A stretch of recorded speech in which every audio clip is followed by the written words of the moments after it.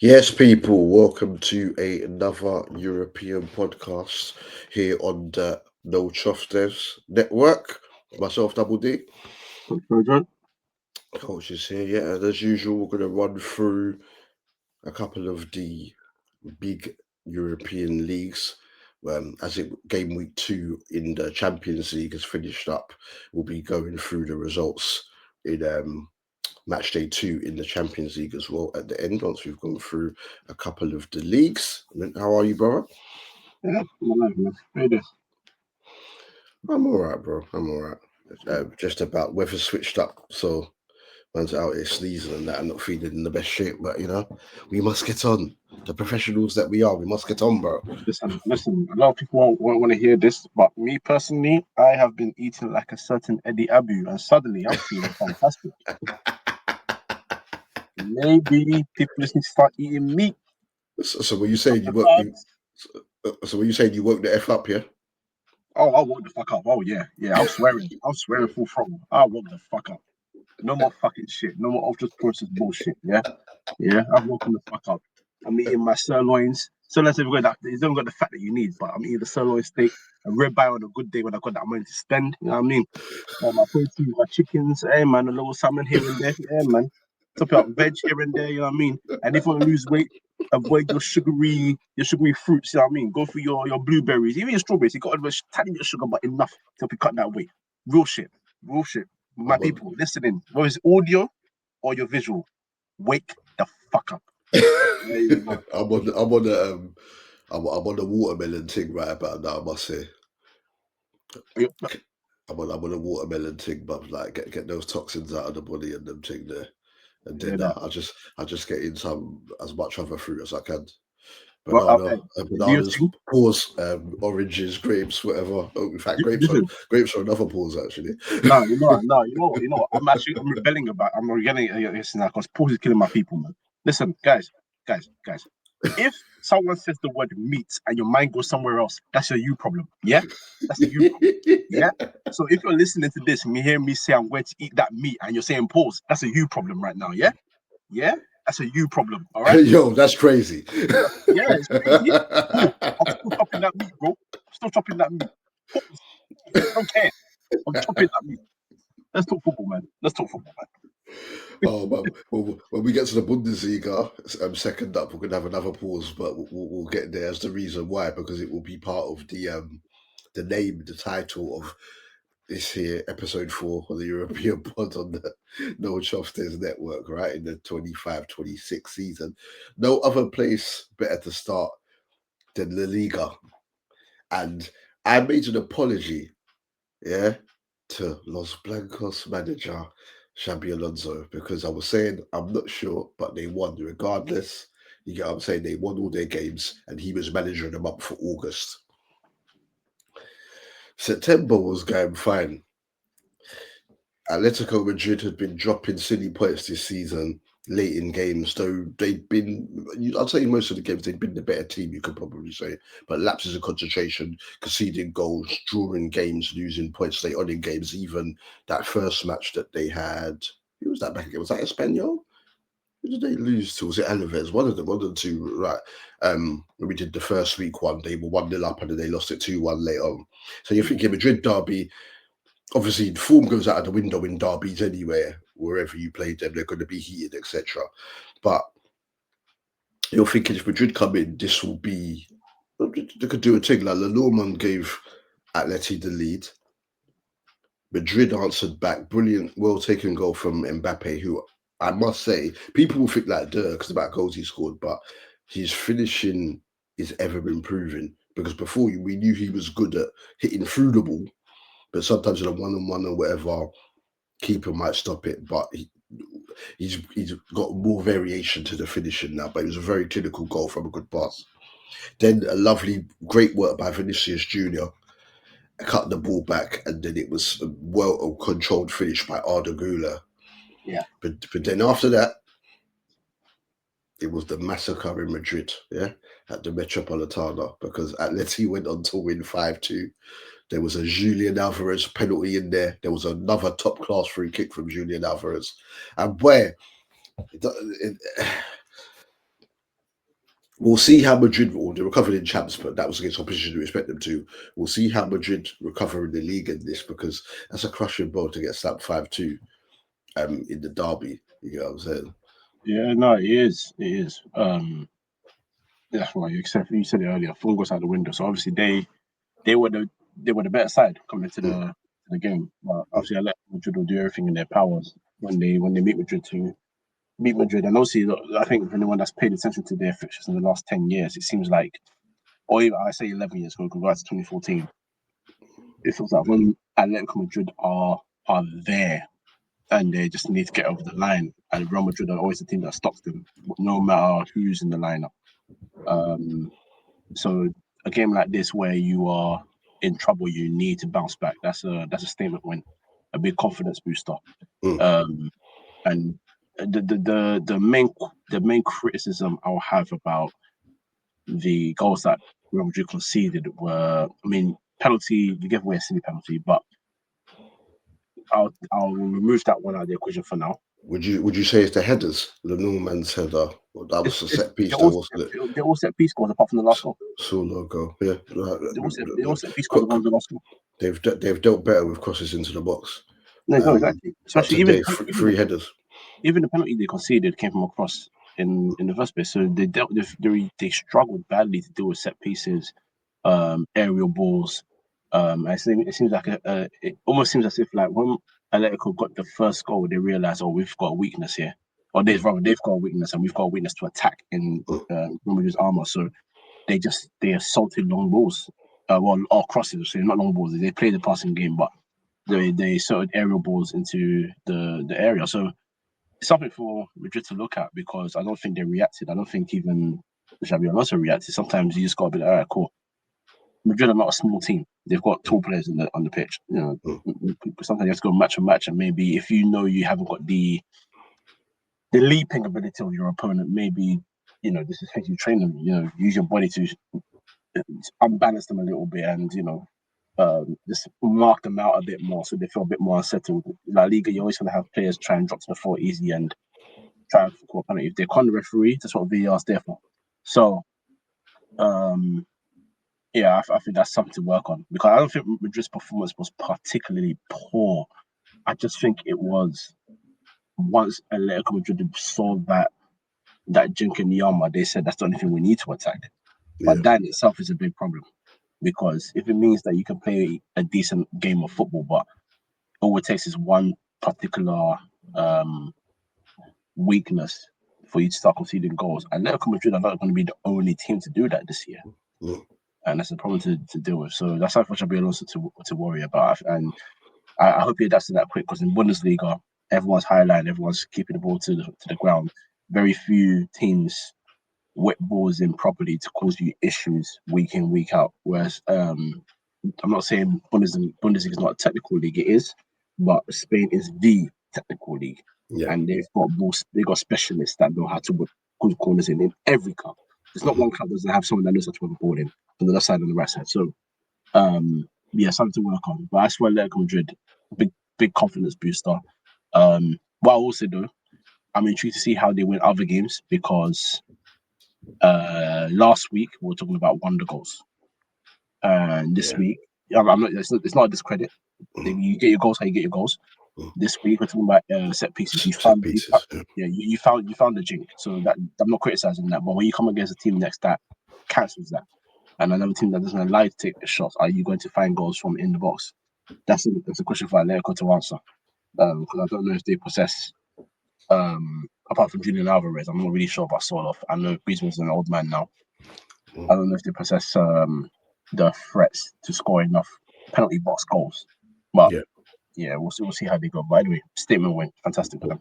Well, they're playing Celta Vigo in the next game week, and Borja Iglesias has been putting them in for Celta Vigo. So any lapses there, it's not going to be a straightforward match. But see, that's not going to be a straightforward match. But at the same time, just like last game, Celta Vigo can't defend for shit. So that'll be all right. That was the theme of last season's pod every week. It's like, Celta Vigo drew 3-3 this week. 4-4. 4-0. Ridiculous. Absolutely ridiculous. That was the theme of it. But no, but credit to Atleti anyway, because as we've said on there previously, numerous people have been talking about Simeone's outstayed his welcome, and he's not the hero anymore. You know what is it? Staying long enough. Was the end of the saying long enough to see yourself as the villain or something like that? So people have been on their neck that say they Champions League, obviously first game lost to Liverpool, though they gave a decent account of themselves. But yeah, this will be a big win for them. But as you're saying, they must follow it up against Celta Vigo. Otherwise, it's just a case you've taken points off of the champions and sorry, not champions, Barcelona champions. You've taken points off of your City rivals and then not capitalised and gone further on because they are playing catch up right about now because of the late goals that they've been conceding. But I was not, regardless of how the goals came, I was not expecting 5-2, bro. No. From when they went 2-1 up as well, I thought, okay, they're gonna and the quality of the Madrid goals as well, the way they were getting in behind so easily, I thought that they're gonna do Atleti over here. Then it was just like go. These times we're playing Palace at the same time, so I'm trying to keep up with that thing, and we're just being smothered by Mateta and the man. And if it wasn't for Alisson, where it could have been a bigger score like there. So rather than Igor Jesus, right? Anyway, let's continue. Let's continue, man. Oh no, Thiago got you, man. Igor Jesus is at Forest, isn't it? Oh, sorry, Igor Thiago, Thiago got you. Even worse. Anyway, let's continue. Bro, European pod's meant to be therapy from Prem, bro. It's meant to be therapy, a bit of escapism from Prem, bro. For you. Sometimes things will overlap, but it's meant to be some therapy for you, bro. You get me? But yeah, Barcelona came from behind to beat Real Sociedad 2-1. Udriozola, former Real Madrid man, gave I forgot about him, you know. He went to Fiorentina, but he didn't play as much as I thought he would. So he gave Sociedad the lead, and then Barca equalised with it was a header from Kunde, if I remember rightly, and then Lewandowski won the I'm sure his one was a header as well. Could finish Lewandowski to win it 2-1. Taki hit the bar for Sociedad right at the end, and then Barca came up the other end, and Lewandowski hit the bar. But yeah, Barcelona keeping it moving as well. You know what I'm saying? Not the easiest home game, but they got it done. Oh, that's the main thing, isn't it? It's about just getting the result. Not every game is going to be a trouncing. So they did well to get that result and take the 3 points. Lewandowski scoring a very important goal. Again, some people might not like that. You know who I'm talking about. But hey, man, my gun might keep scoring. So, the man always on Lewandowski's side. So yeah, Barca top now with 19 points. Real second with 18. Villarreal doing their thing. Our friend Pepe they won 1-0 against Bilbao. A late goal from Malero won it. And interestingly enough, who's in fourth place, Coach? Elche. Oh yeah. That won't last long, but we move. Well done, they incidentally beat Celta Vigo 2-1. You get me? So yeah, man. Andre Silva, forgotten man. That was my guy. 29 now. That was my guy. He got the opener for Elche there. So yeah, we'll see what they can do. It's all good. Obviously, as you said, it's very early in the season. It's only the start of October, but it is good to see these things early and then we get to see which opposition they come against when they go down. Because remember, a few seasons ago, we all thought Girona would come off quickly, and Girona just kept on winning till like March before they fell away. You get me? Yeah. A lot of last minute goals, last minute goals for Girona there going through. So yeah, now we'll go to the Bundesliga, and we've just done the Massacre in Madrid. So now we'll go to the cock and bull side of the title of the pod in regards to it, and an absolutely crazy game between Mönchengladbach and Frankfurt. At half time, Frankfurt were winning 5-0. produced there were some brilliant goals in there. I think it was the 5th goal when the player slapped it into the top corner. They played it out to the left. There was a little back heel, and then his control just had the box and slapped it into the top corner. And you thought, yeah, 5-0 was done. Then at the start of the second half, they went 6-0 up. Only for late on a barrage from Gladbach to score. I think it was after like the 72nd minute or something like that. They scored 4 goals to bring it back to 6-4. But Frankfurt, who also in their first Champions League game slapped Galatasaray 5-1. We'll get to Galatasaray in a minute because they unfortunately beat my team. But when we do the Champions League at the end. But imagine if you're a betting man and you had over 4.5 goals in both halves. You're eating nice right about that. I know no one would have. Maybe would have gone for a certain amount of goals at half time. But before the game, you'll never think. I don't even think they got odds for them being over 9.5 goals in the game. But this was absolute madness. But it sums up Bundesliga, isn't it? We see madness like this in the Bundesliga. We see madness like this on a regular every season in the Bundesliga.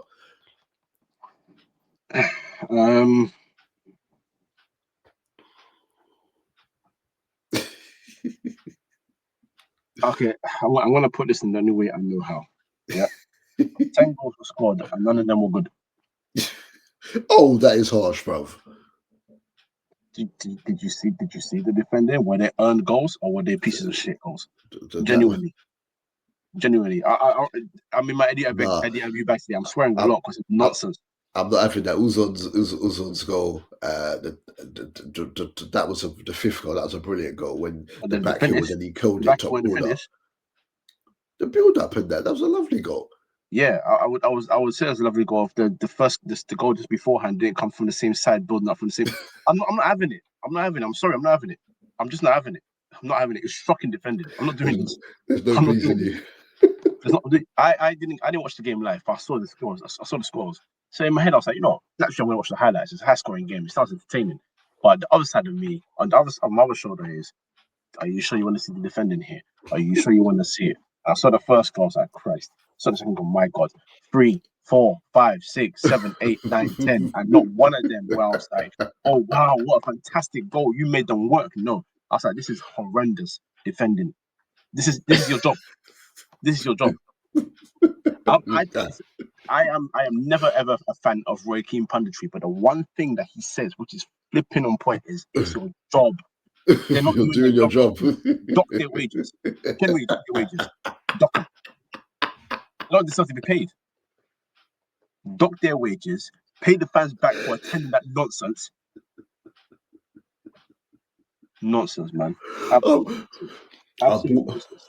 it up, and he's just knocked it all back down again. And anyway, on a more positive note, Robin Koch, yeah.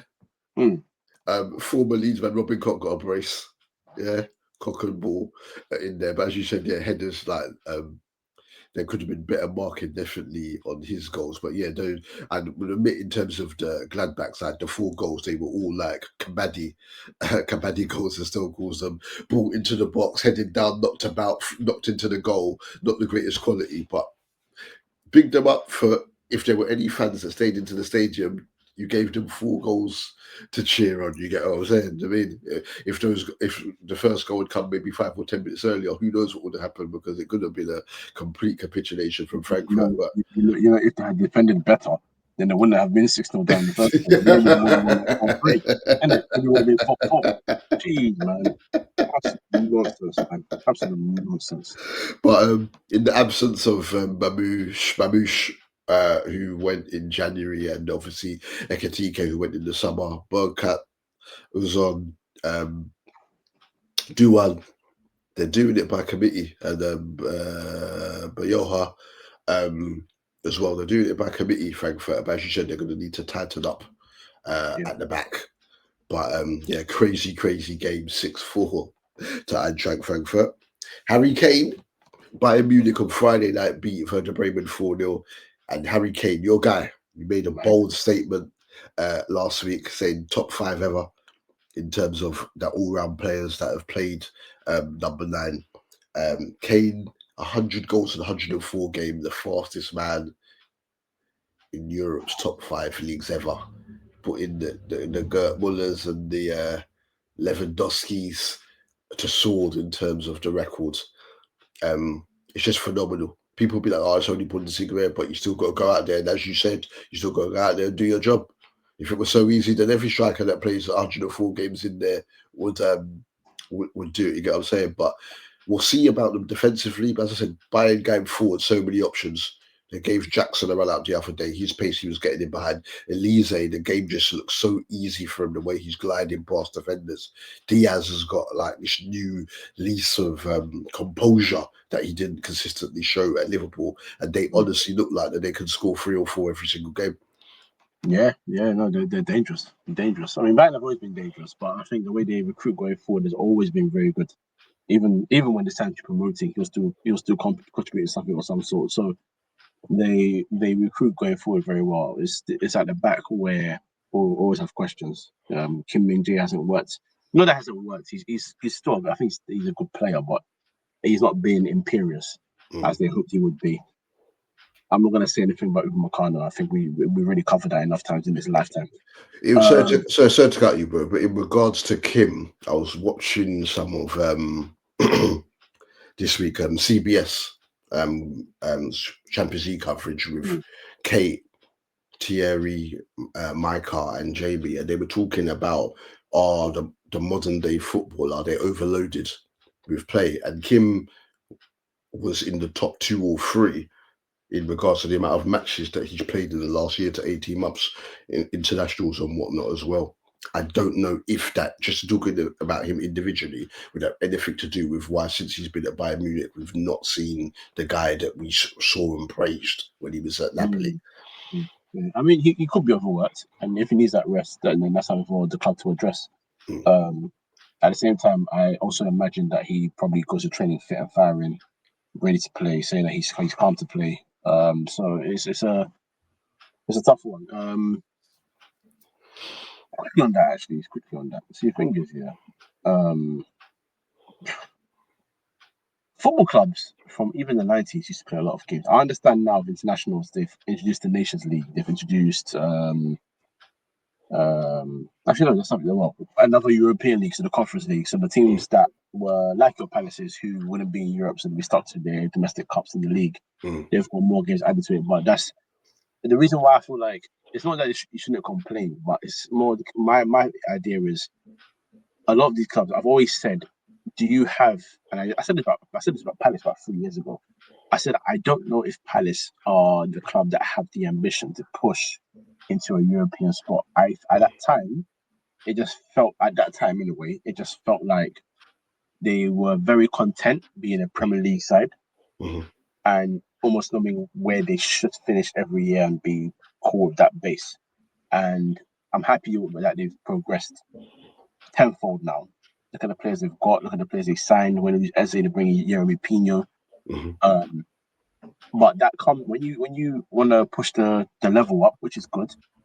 It comes with the territory. So someone that plays for Wolves this season is not going to play as many games as someone that plays for Palace because Palace are in Europe. It comes with the territory. I understand the idea of overworking footballers because I agree there should be a break. I don't agree with the Nations League. I think it should be World Cup, summer off, Euros, summer off. I even think you should start putting the African Cup of Nations into the summer. Because I think adding that amount of games into January, where you're adding extremely high level competition into a league season where teams are already pushing to achieve things, it's too much pressure. It's too much expectation on the body. It's too much travel, and then you come back after finishing the tournament fresh after finishing the tournament. No matter where you go, whether it's knockouts, whether you guys knocked out the group stage, or whether you go to the final, as soon as you land back, you are back straight into league action. I don't think that's right. So in that aspect of things, I think I hear the argument. At the same time, you're saying that, we're hypocrites, referring to the panel and all that stuff, like being hypocrites and all that. Well, if you want to be the best team, this comes with the territory. Man United in 1999, when we won the treble, and then we went to go win the Club World Cup, we played 90-something games. I remember when City won their treble and Pep and Roger were talking about, oh, we played so many games. We've played 90 games this season. I'm like, well, this is not new. If you genuinely can't compete for all competitions, price of success. literally, I'm not saying I don't sympathize. I get it. Like he had a major injury, so I even understand. After that, he has a point now to himself to say, yeah, look what happened to me. Yeah. It's a result of playing so many games. I understand that. I'll never go against that. I also think a lot of this now new technology they put in the pitches and all that doesn't help with the running off the pitch on the player side. Running on a 4G pitch, 5G pitch, sometimes they feel awful. But I just it comes with the territory. So if your team's going to compete at the highest level, these are the pressures, unfortunately. I understand the upset, but it just comes with it. Back to Harry Kane. Listen, I'm this close to saying he's part of my personal. I'm not saying for a guarantee. My personal favorite top 5 finishers in football ever. Really? The guy's finishing is stupid. It's absolutely stupid. Absolutely stupid. Like an arrow. It's an arrow. I'm talking like David Villa arrow finishes. He's just arrow into the bottom corner. You knew when you got that 1-on-1, you knew where it was going. There was no more doubt. There's no more doubt. You just put your hands in the air. What was it last season? Keepers are talking. Yeah, man, he's gonna score, man. Easy. I love the guy, man. He's fantastic, and that record is incredible. So, well done, Harry Kane, man. Congratulations. Yeah, no, just slapping them in, but yeah, Bayern, the joy to watch, right about that. Joy to watch. As you said, if anything, defensively, if anything's gonna happen, but whilst you got Kane there, bro. And then obviously you know that Gnabry, obviously as we said, Diaz, Elise and whatnot, and then like Goretzka and others will pop up. Boy, problem. We'll see what we'll see what Champions League says for them. So right, Serie A now. Before we do the Champions League, my Inter won 2-0 away at Galore. Esposito getting his first goal for them. But we'll do the game that you hollered me about. I can't remember, but I was watching. That's it. I was watching WNBA at the stage, so I watched this game afterwards because they were both on TNT Sports and they clashed. AC Milan 2, Napoli 1, and Milan started the game like they on fire, bro. Salamaca's back from his loan, gave them the lead. Pulisic scored. A lot of people talking about his redemption for Pulisic because his career stagnated because he was not in the Chelsea team, but he's gone to Italy, playing much more, enjoying his football and showing this potential that's been spoken of him since he was like 17 years old. You get what I'm saying? But yeah, setback for Napoli, especially, is the fact that Inter 1-2. De Bruyne scored from the penalty spot, but it turned out to just be a consolation goal. But Milan, how seriously are we taking? Are we thinking of a Milan title charge this season under Massimo Allegri? I'm giving it 15 games. I just want to see where they are because it's an intriguing start. I'll be very honest. It's a very intriguing start. And to be fair to Pulisic, we spoke about him, and I think we weren't obviously very happy with his overall career so far because, as he said, at 17, he showed a great promise. He hasn't matched the expectations of that, which it happens. It's football. But the run for the first goal was incredible. The finish for the second goal was very good. Yeah. And he had an overall good game after that. So I'll give credit where credit's due. But in terms of Milan, I just want to see where they are near halfway through the season for them. Yeah. Just to ensure that this isn't just like a bright start that falters, because Milan have flattered to deceive so many years in the last couple of years. They flattered to deceive. That's what I'm going to say. It's not that they've ever had a bad team. They've got good players. They've got really good players. Obviously, this summer they've lost Hernandez. He's gone to Saudi, so that's a blow. It looked like Rafael Leao was going to go, but he hasn't gone anywhere. So you've got to reintegrate him. But it's just I'm just something about them in the last couple of years that's just not clicking. But this could be the start of a revival. It could be a Milan comeback story where obviously they're not like a Deportivo La Coruña, but they're a club that has heritage. They have history. They have maintained their spot in the league. They've never been close to relegation, but they've maintained very bad form. There's been years where they haven't come even close to touching the Champions League spot. AC Milan, with their European heritage, should always be in the Champions League. You know, Italy have many great teams, so I understand the difficulty of it. Inter, Juve, AC, Lazio, Roma, Napoli, all these clubs are historic football clubs. So sometimes we expect that competition to be high. Parma, but Milan have the best European heritage in Italy, and it's not even close. It's not even close. I think Inter next, right? In titles, in European titles, and the number's not even close. So, thanks, Coach. Oh. Thanks, bro. And that's all from us, guys. So that's it.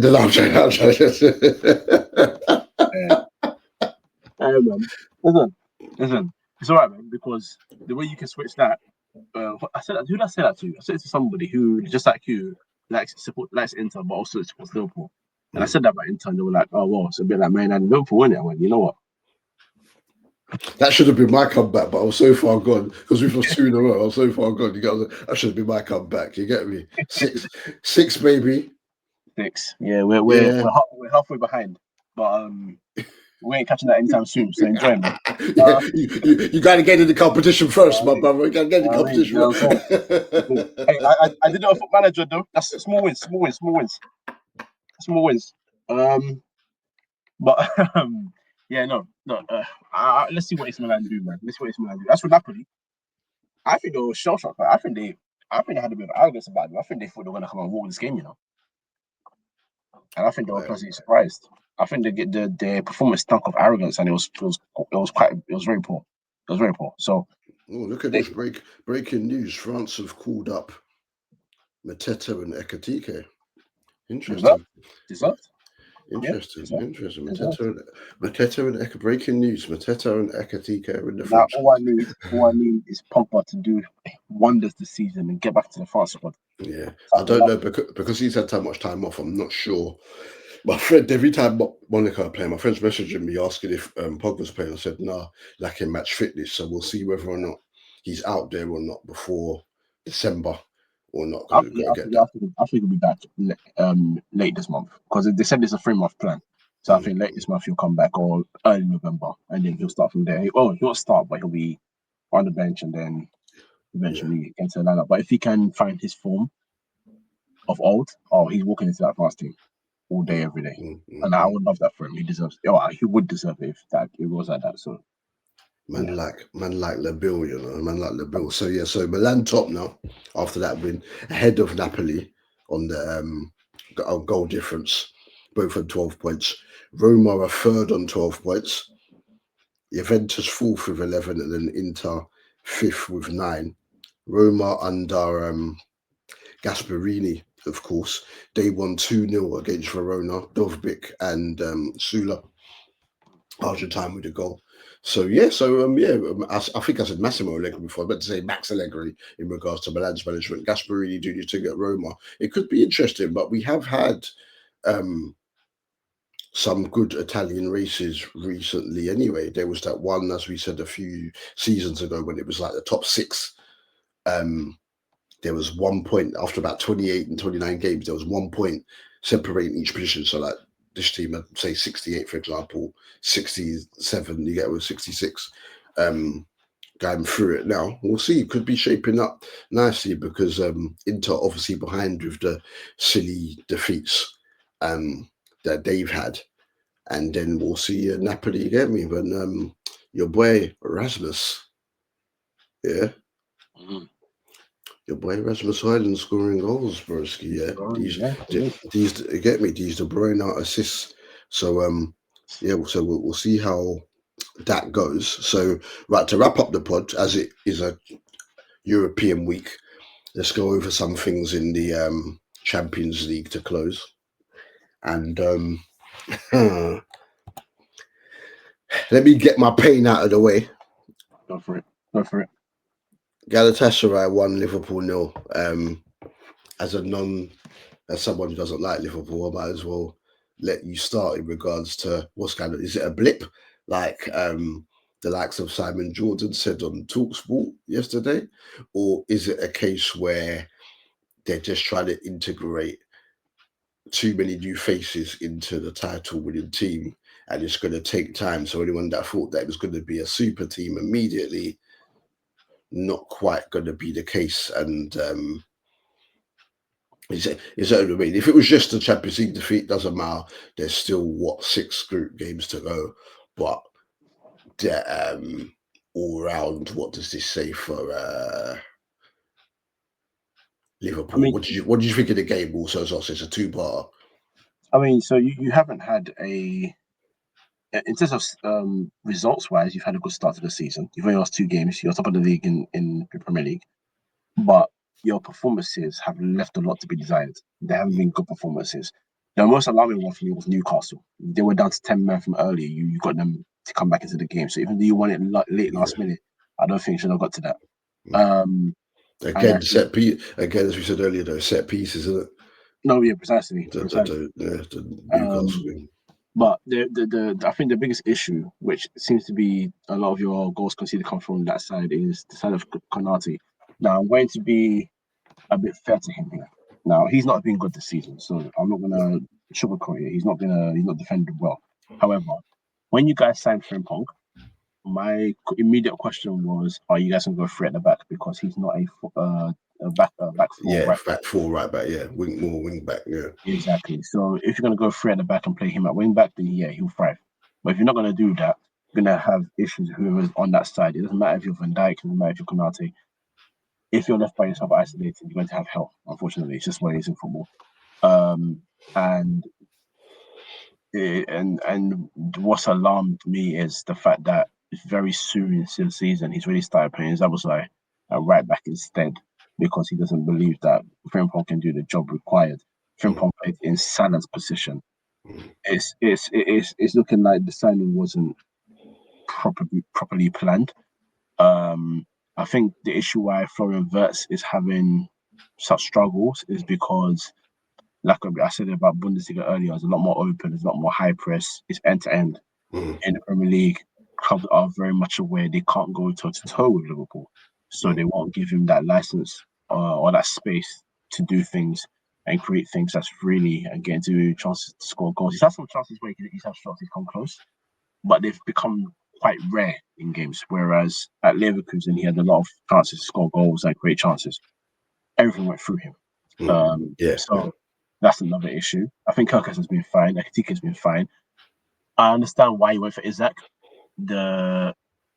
My thing though is when Ekitike started and he was scoring goals and he and Gakpo was working with him on the left, I said, not to you, I said to another fan that I know, that I believe this is your front three. I don't think you need to force Isaac. I think you have Chiesa as a backup, and maybe you go and get like a Johan Wissa just as an extra backup centre forward, someone that's a pure number 9 as well, just to be a next option.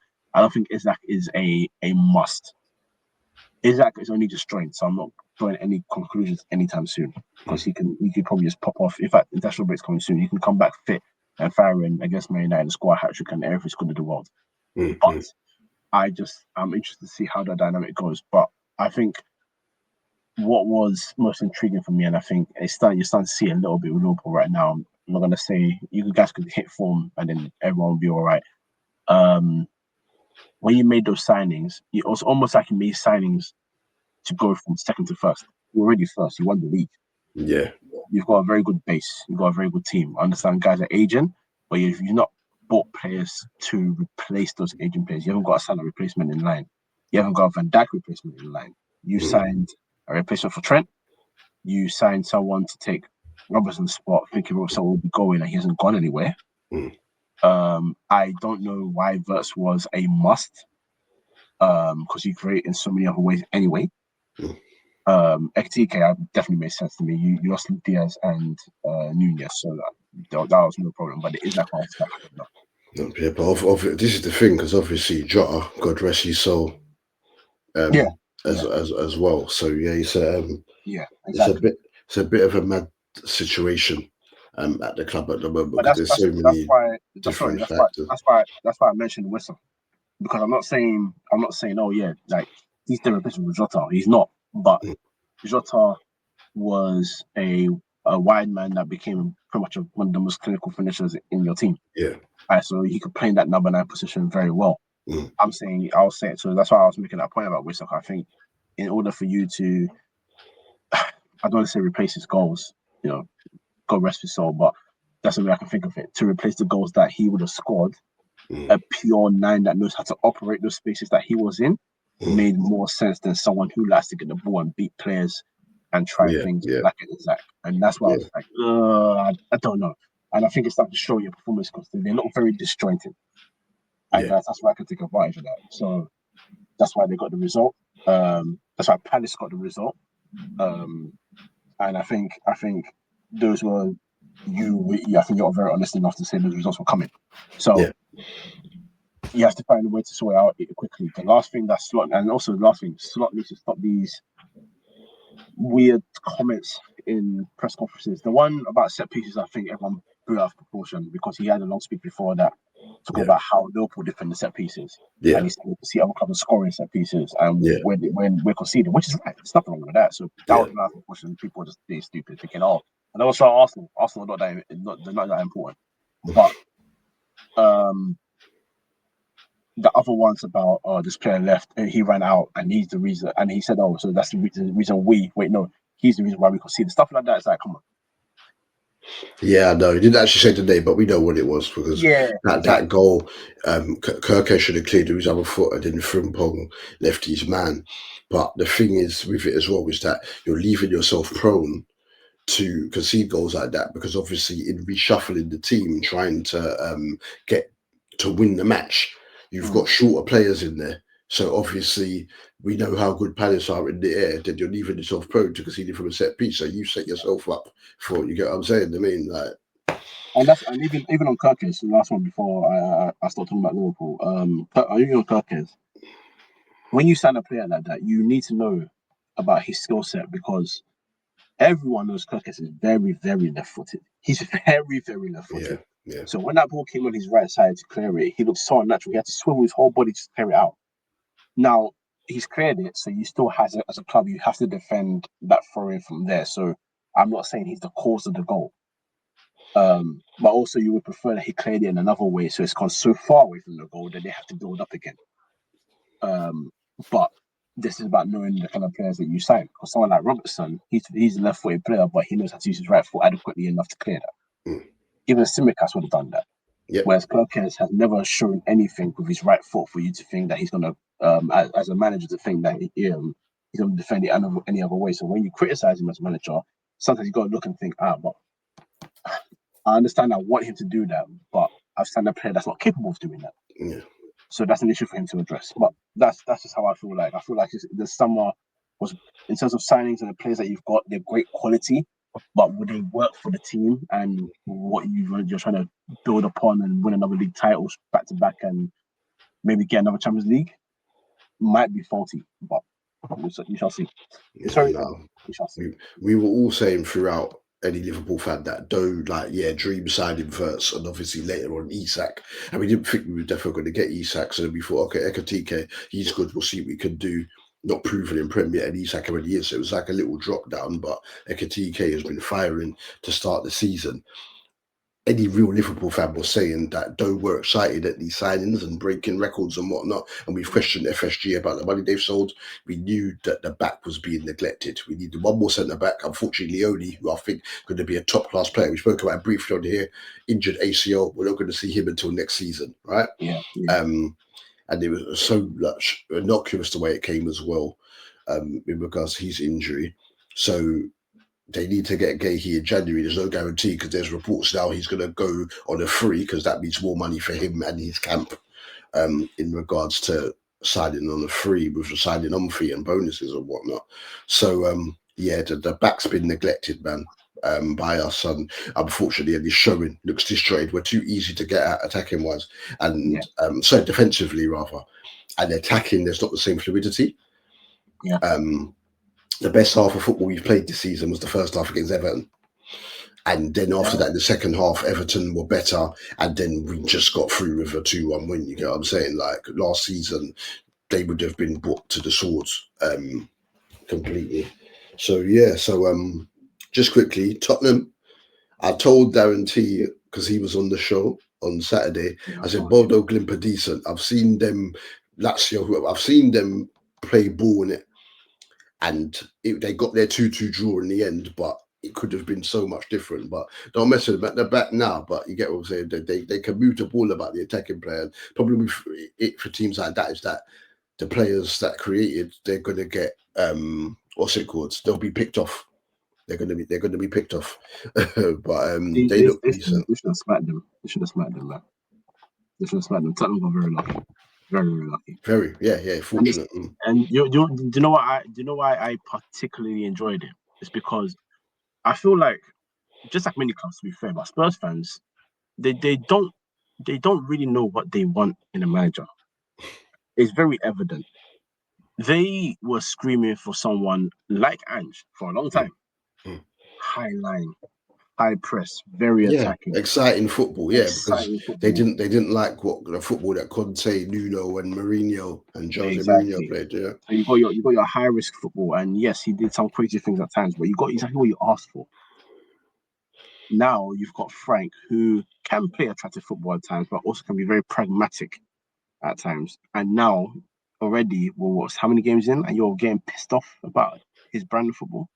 You don't know what you want, and sometimes you need to appreciate what you do have. I'm not saying you should have kept Ange because they won the cup. There was a very poor domestic season. So him and Amorim were in a position where whoever wins it, you're kind of running away with a very poor season in general. So Ange won that and then he got fired. But now you've got a different manager in there and he started well. He hasn't started poorly, he started all right, to be fair.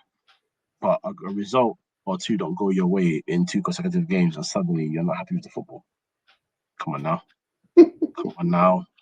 Come on now. This doesn't describe Darren T. Darren T he's level-headed. He's calm. But other Spurs fans would be like, come on now. Come on, guys. Let's think with our heads here, you know?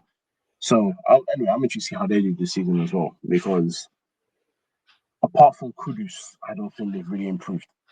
That's just my 2 pence. So, interesting. See how they do. Shout out PSG without their front three, but they still got the 2-1 win against Barcelona. Big result there. Goncalo Ramos, a man who I'm always talking about, and I'm surprised unless he's stated he definitely does want to leave and he's happy with his role being the backup finisher.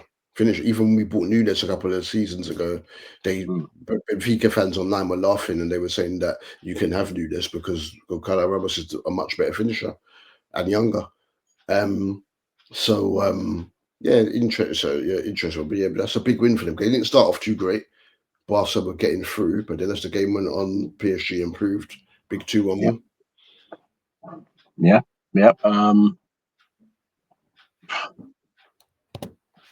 It's weird with PSG. That's not even weird.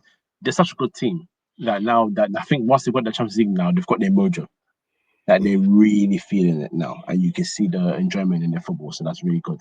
With Barcelona, they'll bounce back, but Barcelona still to this day don't know how to take losses. They don't know how to, deal with it properly. But I think there was 2 very good teams. PSG was sort of classed them on the night. I will say again, Nuno Mendes is spectacular. He's spectacular. Phenomenal left back, best left back in the world for me. So yeah, he's great. He's great. And obviously they're gonna go for strength. Ousmane Dembele will go for strength. He's got his Ballon d'Or now. He's gonna feel it.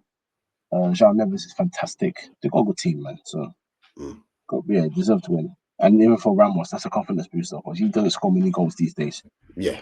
So something like that in a big game where you've won it for your team, take that on board and try and use that as momentum to start building some form. Depends on obviously if they want to start you or not. That's not your choice. But the times you do get on the pitch, be like, you know what, I just score against a very good team. Let me try and use that as my confidence booster and keep going forward. So, yeah, sure it does. Yeah. So, Frankfurt beat Galatasaray 5-1 in their first match, but they were on the end of a 5-1 defeat this time as they lost 5-1 against Atletico. Chelsea edged past Benfica 1-0. Bayern doing Bayern things on 5-1 away at Paphos. I know Stel and the team won't be, Chofta's team won't be too pleased about that. Yeah. Mbappe, hat-trick. I'm telling you, if Mbappe doesn't get injured, he's banging 60. He banged 60 in all comps this season. If he does that and they win the league and the Champions League, we know who's winning Ballon d'Or next. Boy, it should be him, but we will see. Oh, no, if he does that, and they win the champs, then yeah, defo even more in the league than defo. Good win for Newcastle, 4-0 away at Union St. Gilloise. 2 Anthony Gordon penalties. Walter Marder rather fortunate with his goals. The shot just hit him, but they all can't. They all can't, mate. Villarreal 2, Juventus 2. Napoli beat Sporting 2-1. A brace for Rasmus Højlund. Both assisted by Kevin De Bruyne. You get off there. So maybe it is Man United. It's you. It's not Rasmus. It's you. After all, yeah, exactly. It's you. You're a graveyard. Arsenal made hard work of beating Olympiacos 2-0.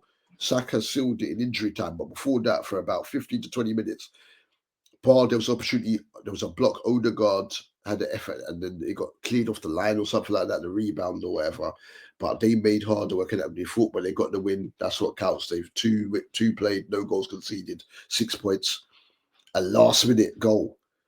Eric Dyer penalty got Monaco a 2-2 draw against Manchester City. In regards to champs as well. Any other scorelines that stood out to you before we end? Nah.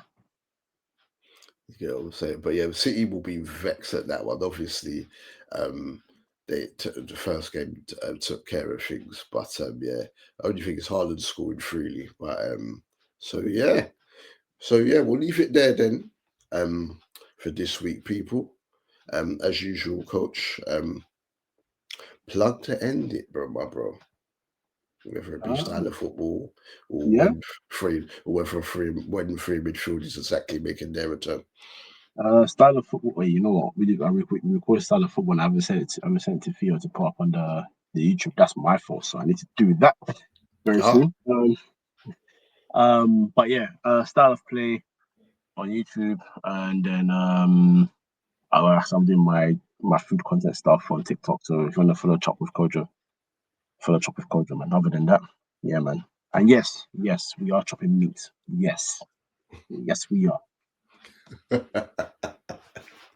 Cool. And if you're watching on YouTube, you can follow me at Dubul Dee, that's DUBULDEE, or as part of the D&D Football Factory, that's at DD Footy Factory _ on Twitter, and we go live at 10 a.m. every Saturday on Top FM at 95.5 FM in London. But just listen to it on one of your digital radio apps. That's Saturdays 10 a.m. to midday with the Footy on Top show. So yeah, this week episode 4, yeah, Cock and Ball and the Massacre in Madrid. Me and Coach, we are out, people. Thank you very much for listening here on No Chufters.